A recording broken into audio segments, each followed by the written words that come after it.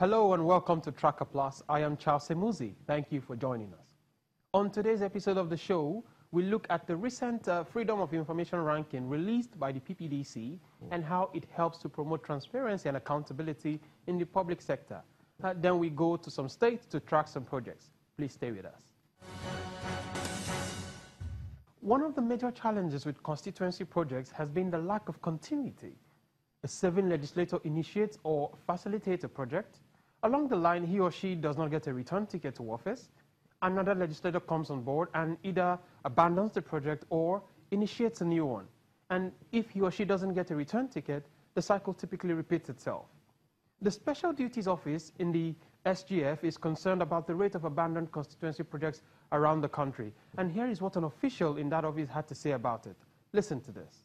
I would like to observe that the intervention by the executive to situate the supervision of the constituency projects in the office of the Secretary to the Government of the Federation is aimed at ensuring that these projects are not abandoned. I repeat, these projects are not abandoned, even when members of the National Assembly facilitating them have left office. The ministries, departments, and agencies are responsible for the actual implementation of these projects, while the Office of the Secretary to the Government of the Federation will monitor, evaluate, verify implementation, and authorize payment at various stages of execution. Therefore, payments for contracts under the zonal intervention through constituency projects will be made based on satisfactory performance in order to ensure value for money. That was Mr. William Zalo, who represented the Acting Secretary to the Government of the Federation at a forum with ministries, departments, and agencies on the implementation of constituency projects. So, there is a move to place the supervision of constituency projects under the Special Duties Office of the SGF.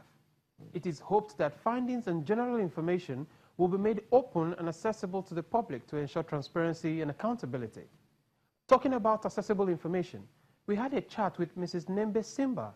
She is the CEO of Public and Private Development Center, PPDC, a non-governmental organization actively involved in procurement monitoring for public and private enterprises. For an insight into the activities of the PPDC, please watch this short video.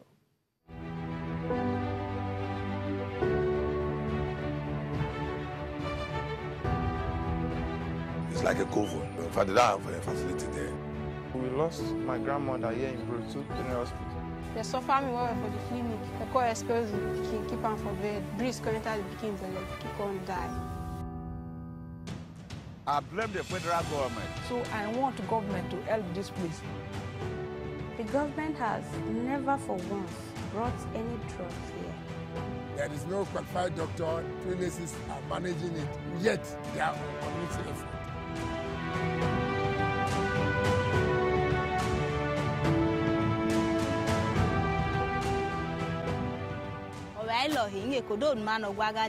It's only this road lead to the hospital and to the town. Since 2014, when this project has started. It's uncompleted building. There is nothing there. We can't ask the contractor anything. We will tell you, say, no, we are doing that, I can go and do it in another place. That is the way they brag before us.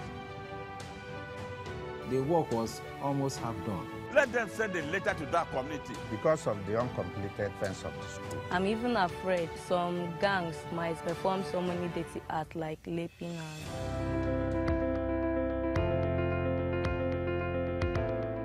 The federal government had tried their best to lay the schools for the community.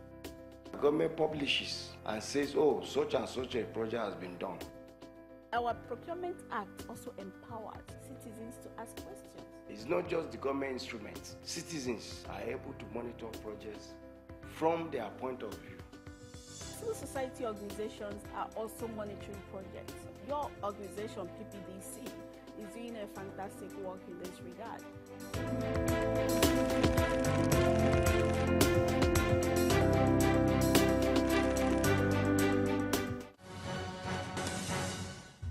The PPDC has released an FOI ranking for the year 2017. This report shows the level of compliance of public sector organizations with the Freedom of Information Act. We had a chat with her to discuss this ranking, how it affects constituency projects, and many more. Listen to this. We started in 2013 with 15 institutions, and in 2014 with 67, 2015 with 116, last year with 131, and this year with 166. And this year, what we've seen, if we look at the trend, is that it looks like there's a few more organizations that are complying or are trying to comply, but there's still several organizations that are not. So this year, just like last year, the Bureau of Public Service Reforms came first place. That means that they have full proactive disclosure of the information we're requesting for on their website. So that also meant for us that we didn't need to ask them for the information because they already had it available, proactively available.